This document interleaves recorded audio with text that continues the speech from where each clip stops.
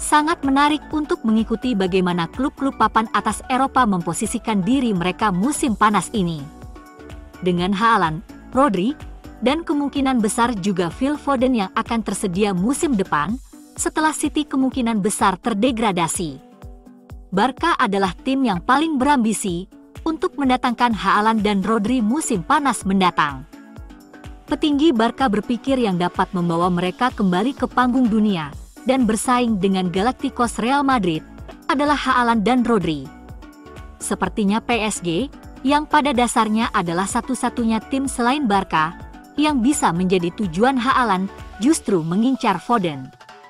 Musim panas mendatang, perlombaan untuk Foden pada dasarnya adalah antara mereka dan Bayern. Bagaimana nasib City? Penggemar bola sudah dapat dengan jelas melihat apa yang mereka rencanakan. Mereka sedang membangun tim untuk Championship dan memastikan bahwa mereka memiliki keuangan yang sangat kuat. Banyak yang bisa dikatakan tentang City, tetapi mereka dijalankan dengan tujuan untuk mencapai puncak dan tetap berada di puncak sepak bola Eropa. Turun kasta akan menjadi mimpi buruk bagi semua tim lain. City dalam kondisi yang sangat baik, sehingga mereka akan dengan mudah bertahan di Championship, bangkit kembali, sebelum bersaing memperebutkan gelar segera setelah absen selama 1 tahun. Tetapi apakah mereka benar-benar akan diturunkan ke Championship? EFL tidak harus menerima mereka. Bisa jadi Liga 2 atau National League. Dan Championship akan senang membawa City ke sana. Sky baru saja menyetujui kesepakatan baru dengan EFL. Sangat mungkin Wrexham bisa bermain di Championship pada 2025-2026 di samping City. Bisa benar-benar memberi peluang bagi Championship dan EFL. Klub-klub Liga Premier pada dasarnya telah menulis buku aturan yang ditujukan untuk menangkap City. Ambang batas bukti terendah yang dapat dipikirkan, keseimbangan probabilitas. Tidak ada undang-undang pembatasan yang berarti bahwa semua pelanggaran mencolok yang dilarang oleh CAS dalam kasus UEFA dapat diadili. Alasan Liga Premier melanjutkan kasusnya sendiri adalah karena mereka akan mulai dengan menunjuk pelanggaran yang dilakukan selama tahun 2009 hingga Mei 2014 yang tidak dapat diadili di CAS karena sudah berusia lebih dari 5 tahun ketika tuduhan diajukan pada Mei 2019 oleh UEFA. Berdasarkan bukti yang tersedia karena peretasan Football Leaks, beberapa tuduhan awal tampaknya sangat mencolok. Pelanggaran awal ini sendiri tidak akan terlalu serius, karena menyembunyikan gaji dalam jutaan dolar yang dibayarkan kepada Mancini, menyembunyikan biaya transfer yang lebih kecil untuk Brahim Diaz. City akan terbukti melakukan semua dari 115 pelanggaran, dan dalam hal tuduhan yang paling serius, Liga Premier memiliki kasus yang paling sulit. Namun, dalam kaitannya dengan ini, City telah membuat kesalahan besar dengan mencoba menghindari dan menunda masalah selama 1,5 dekade, alih-alih hanya menerima sanksi. Karena jika sebuah klub terbukti bersalah telah menipu dalam jangka waktu yang lama, termasuk secara kategoris, mencoba mencegah keadilan, itu sama sekali mencegah Liga Premier bekerja sebagaimana mestinya. Dan sanksinya hanya bisa berupa penurunan kasta.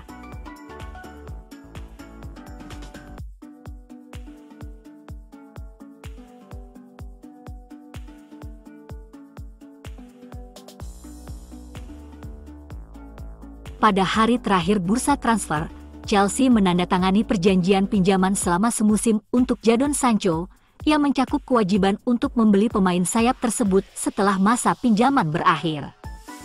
Chelsea akan menanggung sebagian besar gaji Sancho selama masa pinjamannya. Fabrizio Romano mengungkapkan kepada Chalk Offside bahwa Sancho setuju untuk menerima pemotongan gaji agar kepindahannya ke Stamford Bridge dapat terwujud.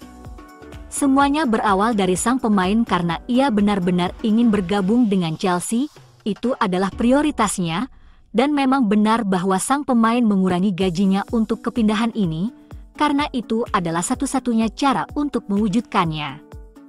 Kepergian Sancho tak ditangisi fans setan merah, yang merasa bahagia pemain bermental tempe milik MU sukses dipindahkan. Sancho mengunggah pesan di media sosialnya dengan satu kalimat terima kasih kepada staf, pemain dan fans MU.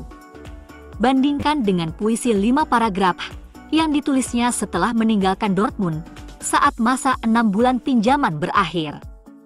Sancho telah menggunakan foto-foto di Dortmund di media sosialnya sejak kembali dengan status pinjaman dari Dortmund dan tidak pernah mengunggah apapun tentang United sampai beberapa hari lalu. Tetapi 1 jam sebagai pemain Chelsea, dan dia telah mengubah media sosialnya.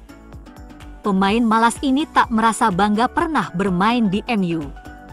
Setidaknya, kepergiannya membawa berkah, ia bisa bangun terlambat. Datang telat latihan di Chelsea.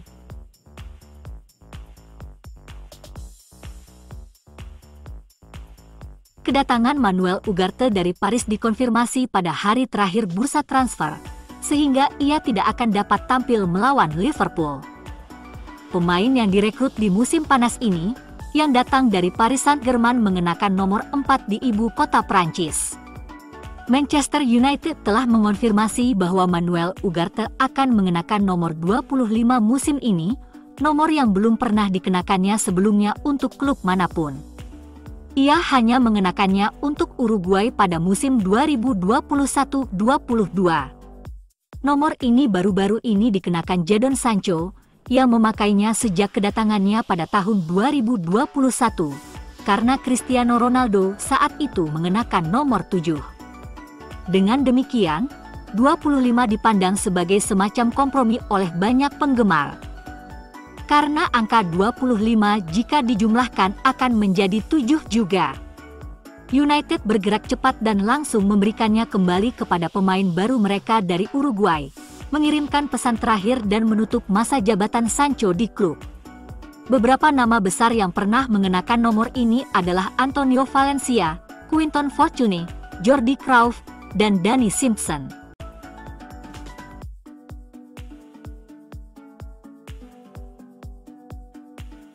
Kepindahan Sekou Kone ke Manchester United telah rampung kemarin, setelah berita eksklusif tiba-tiba muncul. MU telah mengerjakan kesepakatan ini selama berbulan-bulan di balik layar untuk mengantisipasi langkah Ajax dan 2 klub Jerman. Gelandang Mali kelahiran 2006 itu dipandang sebagai talenta papan atas yang berpeluang masuk tim utama. Manchester United sebenarnya tidak mempertimbangkan Sekou Kone sebagai pemain akademi, meskipun memiliki silsilah di level muda. Awalnya akan berlatih dengan U18 untuk menyesuaikan diri dengan kehidupan di Inggris, tetapi penampilan pertama untuk klub adalah bersama U21 sebelum akhirnya bertransisi ke skuad tim utama. Seperti yang diproyeksikan untuk Amad Diallo. Sumber mengonfirmasi bahwa Sekou Kone pertama kali diincar oleh tim pencari bakat masa depan klub di Piala Dunia U17 pada 23 November. Banyak staf mengawasinya sepanjang turnamen dan mengidentifikasi pemain yang sangat menarik untuk diikuti. Sekou Kone diperkirakan memiliki campuran kualitas ketenangan teknis dan kualitas dengan kedua kakinya yang akan membantunya di Inggris. United terkesan dengan intensitas dan kemampuan fisiknya,